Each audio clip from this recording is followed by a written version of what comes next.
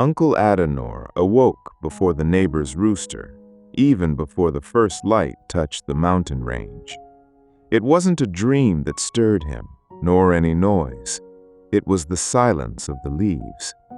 After so many years tending his garden, he'd learned there were two kinds of silence in the autumn dawn: the silence before the leaves began to fall, and the silence that held the falling of leaves within it.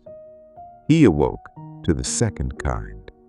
Maybe this is just another one of those quiet nights where someone works slowly while the world sleeps.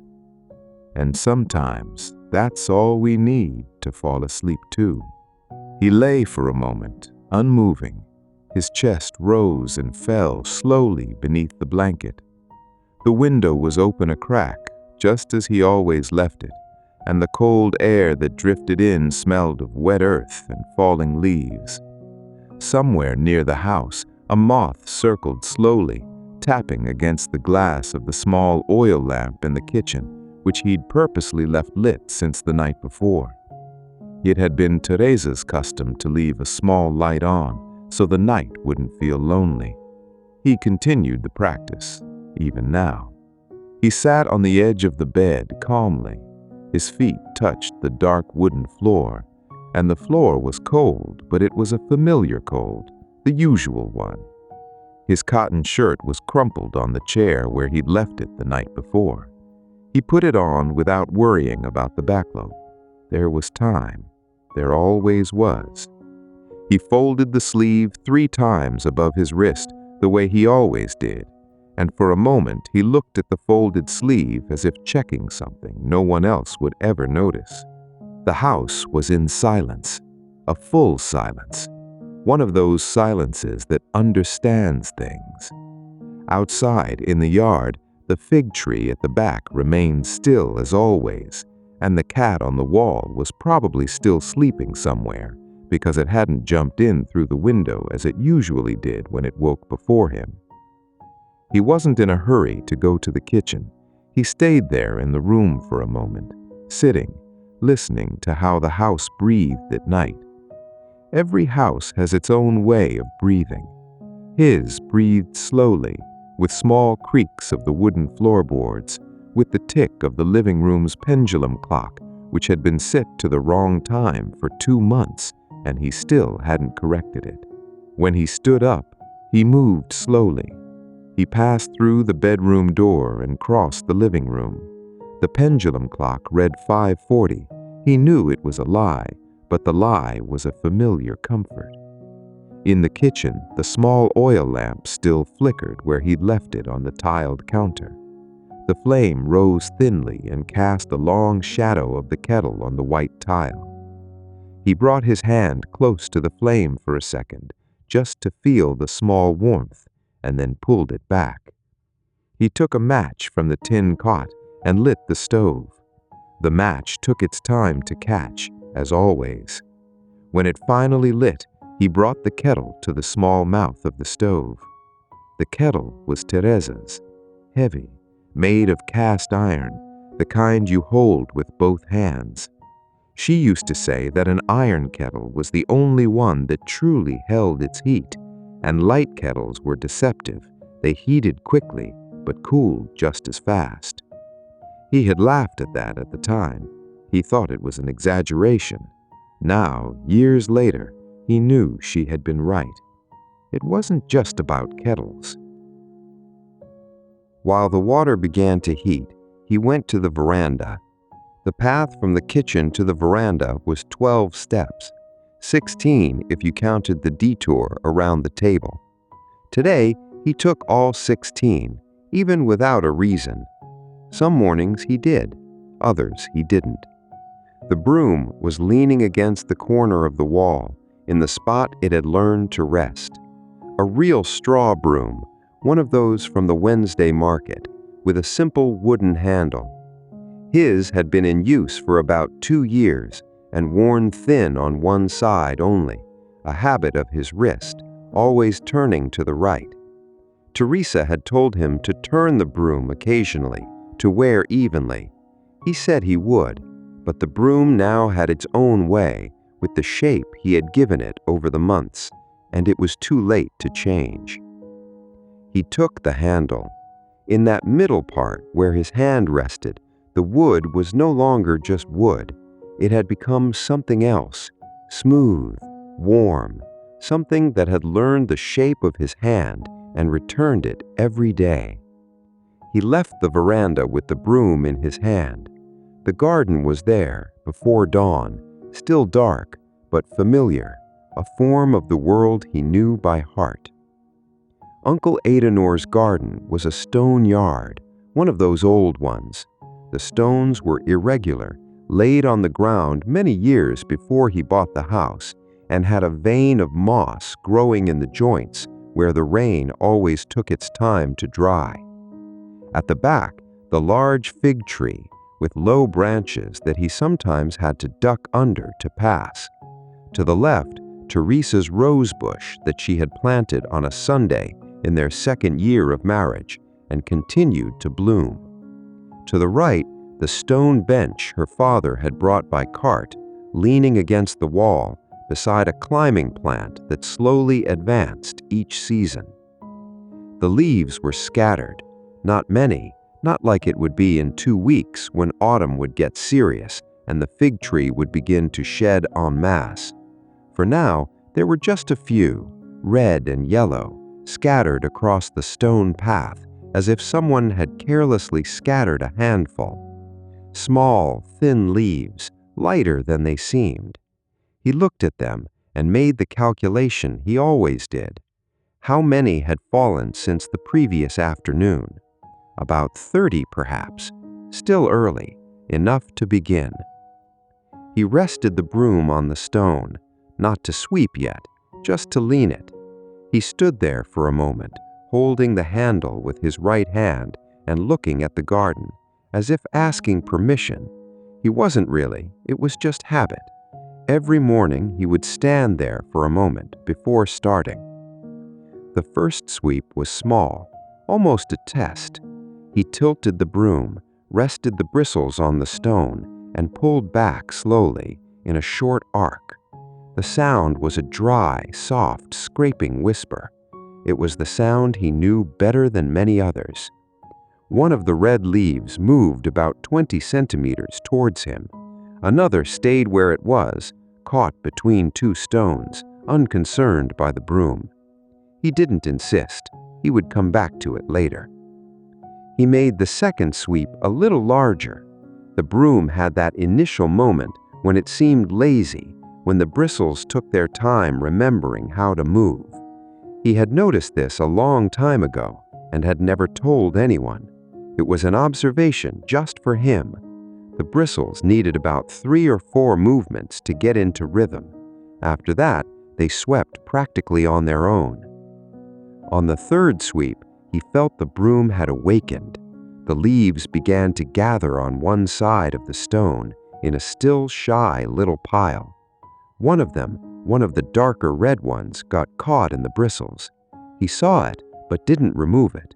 It would come loose when it was time. It was always this way. Some leaves would fall off the broom on their own with the next movement. Others would stay caught for minutes, and sometimes one would travel with him until the end of the work, moving from one side of the garden to the other, like a stowaway. Far off at the back of the garden, beneath the fig tree, it was still dark. The kitchen's oil lamp only reached halfway across the yard, enough to see where to sweep, but not to see where the sweeping would end. Uncle didn't mind. He swept by feel as much as by sight. He knew where the stones were uneven. He knew there was a small hole near the fig tree's root. He knew the exact spot where the middle stone of the path was more inclined and made the leaves slide if he swept too fast. All this geography was in his hands, in the weight of the broom. He made 3 more sweeps, slowly, without any rush. His body began to understand what was happening. His shoulders, which had woken up tense the way they always did, began to loosen. His breath deepened. He felt the cold air entering almost to the bottom of his chest and stayed there for a little while, still, with the broom resting, just to let his breath settle. Inside the kitchen, the kettle began to make that quiet little sound it makes just before it sings. It hadn't sung yet. A little more time was needed.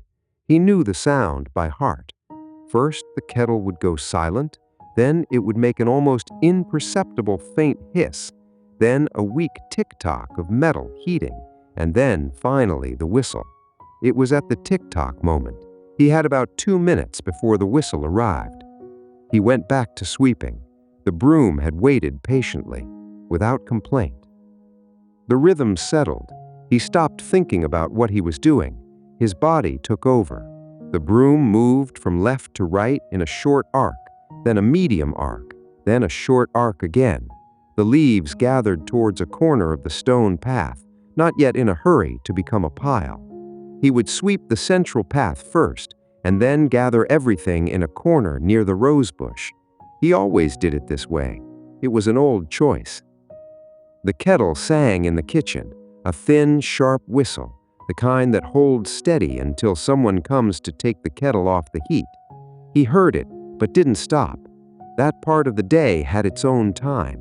He would sweep for a few more minutes, and then he would attend to the kettle.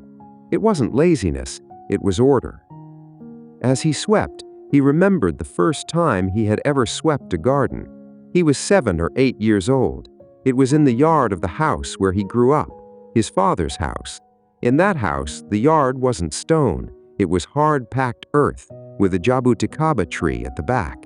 The leaves that fell were jabuticaba leaves, small and hard, harder to sweep than these autumn ones. His father had handed him a broom and told him to sweep. He hadn't taught him how. He had just told him to sweep. He remembered that he had swept incorrectly. He had started in the middle of the yard, had pushed the leaves everywhere, had raised dust that got into his eye. He remembered that his father hadn't scolded him.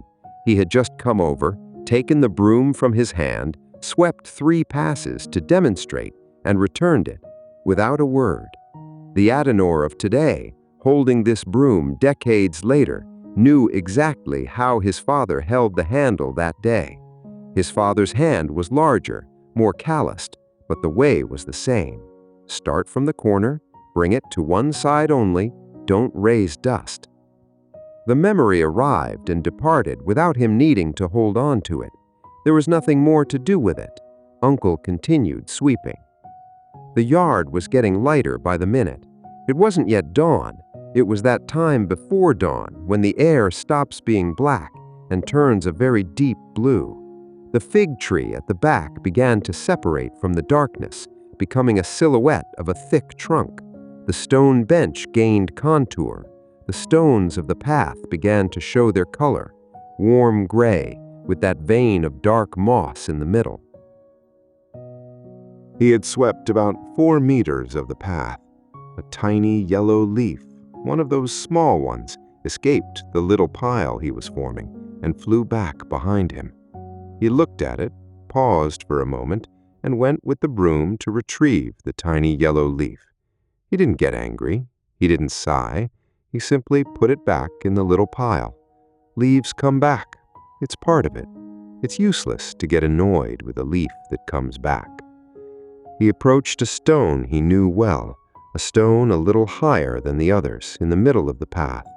When the broom passed over it, he always had to tilt the handle a little more to follow the unevenness. He tilted it. The bristles scraped the high stone and descended on the other side, carrying 2 red leaves and a tiny yellow leaf. He knew the tiny yellow leaf, too. It must have come from a new seedling from a neighbor, because a yellow one like that didn't come from his fig tree. Another broom in another life. He made 5 more sweeps. The broom did its work. He did his. The cold air continued to enter through the 3-folded shirt sleeve, and he felt the skin of his left arm prickling slightly with the cold. But it wasn't discomfort. It was presence. It was his body remembering it was there. The kettle continued singing inside. He looked towards the kitchen over his shoulder, saw the window glass with the reflection of the oil lamp, and thought that in a few moments he would stop sweeping to turn off the heat. But not now. One more minute, a few more sweeps. The rhythm was good. When he finally stopped, it was without warning, just as he always stopped. He rested the broom against the large stone in the middle of the path and went to the kitchen without haste, leaving the broom there, standing like a third person waiting. In the kitchen, the kettle's whistle was already a little hoarse, the kind that indicates it's tired of singing. He slowly turned off the stove's flame. He didn't immediately take the kettle off the heat. He liked to let the water calm inside the metal. It took about 20 or 30 seconds. He took the blue enamel mug from the shelf. The mug was simple. It had a small chip on the rim from about 8 years ago when he'd once dropped it in the sink.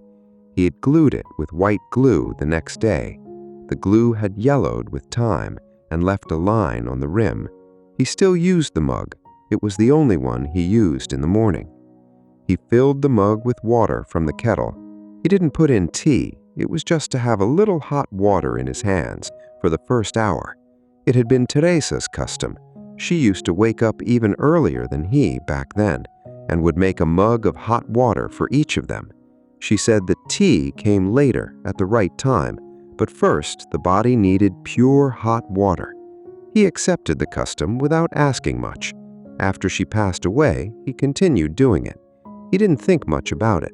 It was just something he did. He carried the mug back to the veranda. He leaned against the door frame with the mug in his right hand, holding the broom in his left. He looked at the garden. He had swept about 4 meters of the path, counting the corner near the veranda. There was still a lot left, the whole path to the fig tree and the back of the bench and the side of the wall where the most always accumulated. It was work for another 20 or 30 minutes. He took a small sip from the mug. The water was just right, not boiling, but very hot.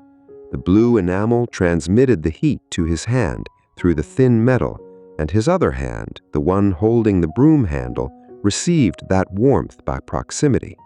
He stood there for a moment, in the veranda doorway, doing nothing. It was at that moment that the cat jumped on the wall. He heard it before he saw it, a short sound of paws touching stone. When he turned his head, the cat was already there. It was a scrawny black and white cat, not his own. It belonged to one of the neighbors, or to no one. It appeared some mornings. Uncle had never tried to name the cat. He felt it was disrespectful to try and name an animal that belonged to no one. The cat looked at him with that look cats give, as if they're thinking 3 things at once, and none of them are important. Then it jumped down the wall in a single leap and crossed the garden, passing near the pile of leaves he had started to gather. It didn't disturb the pile. He knew it sometimes did. Not today. It went to the foot of the fig tree, sat for a moment, and then lay down there, in the darkness under the tree, as if that was its place. He took another sip of water. The cat remained still. The night continued to descend from dark blue to light blue slowly, and the first light was beginning to outline the top of the back wall, where the ivy climbed over. He placed the mug on the veranda railing. He took the broom with his right hand on the worn spot of the handle and returned to the stone path. The leaves he had gathered in a small pile were still there, intact. He looked at them with that small satisfaction that always came, seeing a partial work that was still going to progress. He resumed from where he had stopped. The first sweeps were a little firmer than the initial ones. His body was already warmed up. His shoulders had completely loosened, and the broom no longer needed test movements. He swept 3 stones ahead, 4, 5. A small fig tree root passed beneath the path there, causing one stone to lift slightly. He tilted the broom as always, and the leaves obeyed. Somewhere in the neighbor's yard, a frog croaked once, inelegantly, then fell silent. The frogs of the village were almost always silent. They croaked little. When they croaked, it was always just once, as if they only wanted to remind everyone they were still there. He continued sweeping. The pile of leaves grew gently. The light changed first on the back wall, in that part where the ivy climbed. It was a lighter blue that appeared at the top, without hurry, as if the night were politely yielding its place. The fig tree began to regain its green, dark green still, but green nonetheless. The stones of the path changed from black-gray to a warm-toned gray, and the moss in the veins of the stones began to appear more distinct. Inside the kitchen, the small oil lamp was still lit. Its flame now seemed paler against the light coming through the window. Soon the oil lamp would seem useless. Uncle had a custom not to extinguish the oil lamp before the sun truly appeared on the kitchen wall. It was a signal. When the sun hit the tiled wall, he extinguished it, not before. Teresa woke early in their first years, earlier than him. He remembered this as he swept. She would go to the kitchen in her robe, barefoot, light the stove slowly as he was doing now, and stand for a moment in the veranda doorway. Before their marriage, he hadn't had the habit of waking early. It was she that taught him. Or rather, she hadn't taught him. She had simply woken before him every day for many months, until he decided to wake with her, so not to miss that part of the day when she stood silently in the veranda doorway, gazing at nothing. The first few months were difficult. He was young then, in his early 20s. Sleep weighed heavily, but he insisted every day, and he learned. He discovered that the body accepted waking early if you didn't fight your body. If you woke slowly, without jolts, without an alarm, without leaping out of bed, the body understood. It was with Teresa that he learned to wake before the light touched the mountain range. The memory arrived whole, and he let it pass whole. He continued sweeping. A red leaf fell at that instant from the fig tree, gliding very slowly, and landed exactly on the pile he was gathering. He paused for a moment, watching the leaf land, and thought that some things resolve themselves. That leaf had decided on its own to go to the pile. He didn't need to work for it. He continued. The broom now felt lighter in his hand, or seemed lighter, because his body no longer felt the effort. The rhythm was constant, steady, without abrupt changes. 5 sweeps to the right, then a small repositioning of the broom on the opposite side, then 5 sweeps to the right again. The bristles scraped the stone with the same sound as always, and the sound had become part of the silence. The veranda behind him became increasingly visible as the light came in. The low roof, with its aged red tiles. The wooden column on the right side, with that termite mark that had been treated 4 years ago and never returned. The railing where he had placed the enamel mug. The mug cooled there on its own, with less and less steam rising from it. He swept until he reached near the fig tree. The leaves under the fig tree were always more numerous, not because it shed more, it shed the usual amount, but because the wind, when it came from the right, carried the leaves from the corners of the yard to under the tree, and they stayed there, caught by the roots that slightly surfaced on the ground. He bent for a moment to remove a leaf that had gotten caught under a root.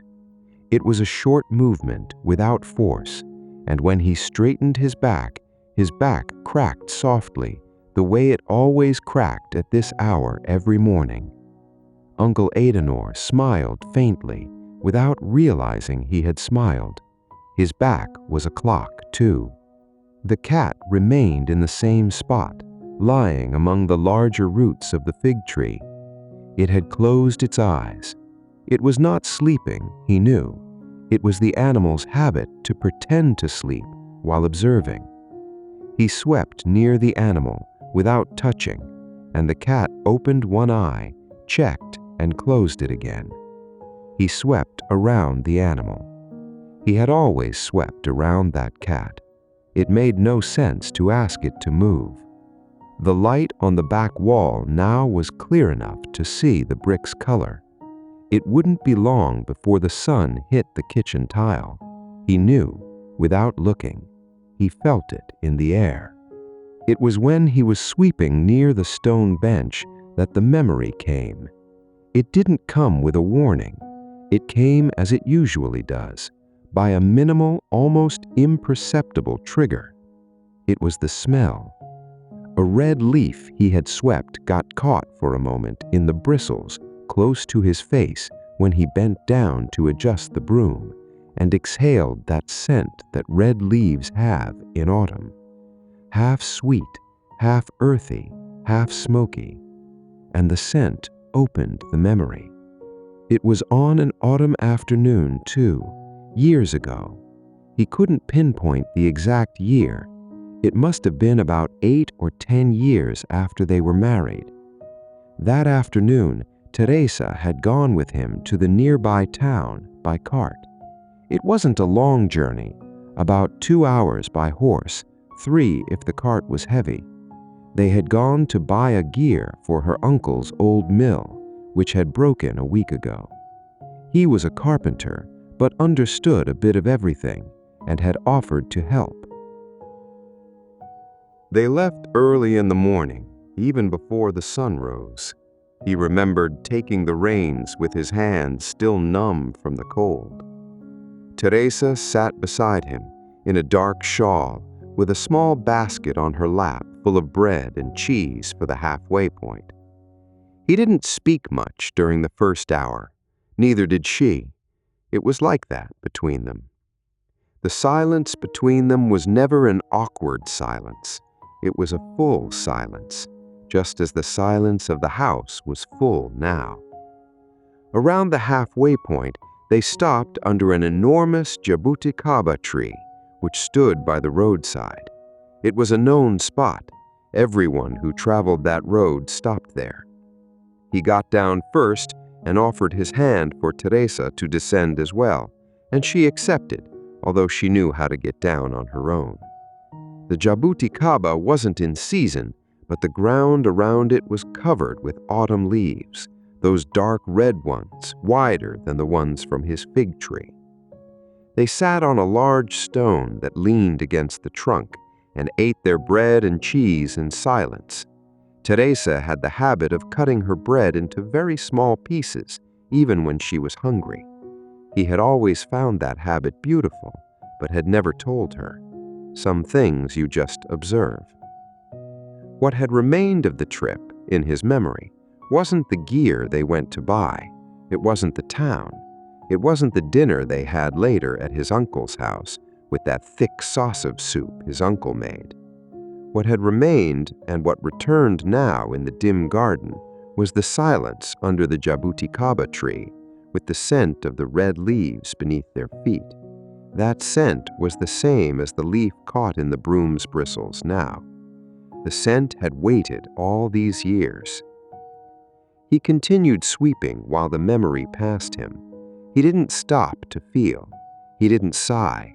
This was the thing he had learned with time. Memory doesn't need drama. Memory arrives, takes a place, stays a moment, and then leaves by the same path. His body continued in rhythm. The broom passed over the stones, gathered the leaves, adjusted to the unevenness. His hands knew what to do. He remembered, too, another thing from that day. Teresa, sitting on the great stone, had picked up a red leaf from the ground, examined it for a moment, and said, without looking at him, that that color was the color of time. That was all.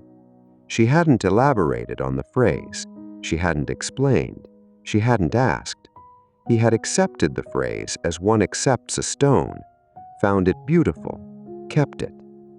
Years later, when she passed away, in winter, during a hard winter, he had thought of that phrase. He had thought of it in silence, in the dark room on the night of the wake.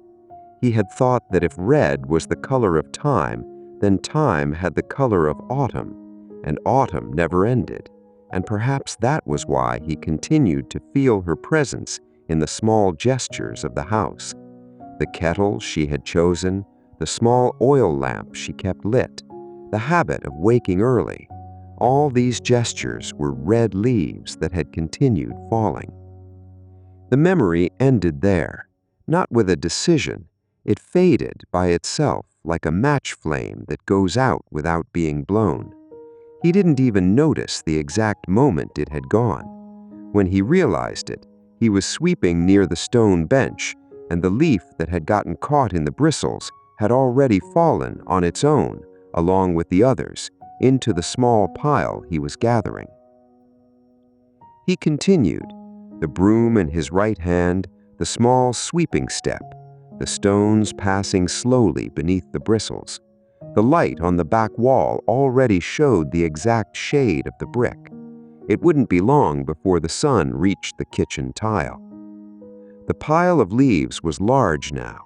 It occupied a small corner near the rose bush, the size of a small watermelon, all red and yellow and ochre. He looked at it with that silent pride that always came when the pile became round. Some people made square piles. He always made round ones. He couldn't explain why. He looked at the garden. He had swept almost everything. Only the corners near the back wall remained, where the most stubborn leaves always tended to accumulate, and the back of the stone bench, which was the most annoying part because he needed to kneel a little to reach. It was little work, perhaps 10 minutes. He went to the back wall. The ivy climbing plant descended a little there, and some of its leaves also fell in autumn, along with those of the fig tree. They were different leaves, darker, smaller, of a strange shape he had never understood. He swept slowly in that corner. The broom met resistance from the ivy roots, and he needed to tilt the handle more at an angle that tired his left wrist, but it was little. He could endure it. Behind the stone bench, he knelt on one knee, the way he always knelt, his right knee on the ground, his left bent upward. He swept with short movements, almost just with his wrist, gradually lifting the leaves that had hidden there. He found a small white and gray feather that had fallen from some bird a long time ago. He picked up the feather with his free hand, looked at it for a moment, and placed it on the ground outside the path. He didn't sweep it with the leaves. A feather wasn't meant to be swept with leaves. It was something else. When he stood up, his back cracked again. He stood still for a moment, his right hand still on the broom handle, letting his body adjust. Behind him, he could see the neighbor's yard wall with that climbing plant on the other side that bore small white flowers in early summer. Last summer, it had borne many. It had been a good summer for climbing plants. He returned to the central path. He looked again. Everything swept. The stones were clean, with that warm tone swept stone has, no small leaves scattered, nothing but the moss in the veins of the joints. He passed the broom over the entire path one more time, without needing to, just to check. The bristles barely picked up anything. It was clean. The last leaf of the work was a tiny yellow one of those from the neighbor's seedling that was in the corner of the veranda. He gently pushed it towards the pile, along with the others. It entered the pile without resisting. Uncle felt a small satisfaction. It wasn't grand. It was just the right size for the thing he had done. He went to the pile. The pile was round, as he had planned, without planning. He stood for a moment looking at it, about 30 seconds. Then he placed the broom leaning beside the pile, on the ground, without touching the wall. It was a different position than usual. He usually returned the broom to the corner of the veranda. But today, the broom still had one more task. The pile still needed to be collected. He went to get the old basket from the veranda. The wicker basket was shallow-bottomed, with handles loosened from so much use, but still sturdy. He brought it to the foot of the pile. He went back to get the broom. With the broom and the basket, he collected the pile little by little, sweeping it into the basket, slowly, without hurry. The white feather he had set aside remained set aside. The leaves entered the basket and settled, light. When the basket was full, he carried it to the back of the yard in the corner behind the fig tree, where he had a small patch of earth he used as compost. He emptied the basket there, slowly, and the leaves fell in almost total silence.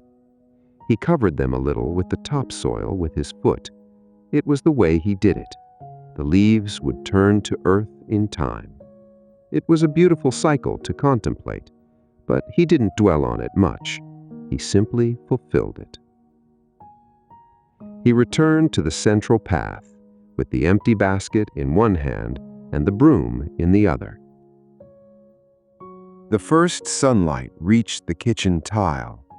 He noticed it from afar, from the veranda, even before entering.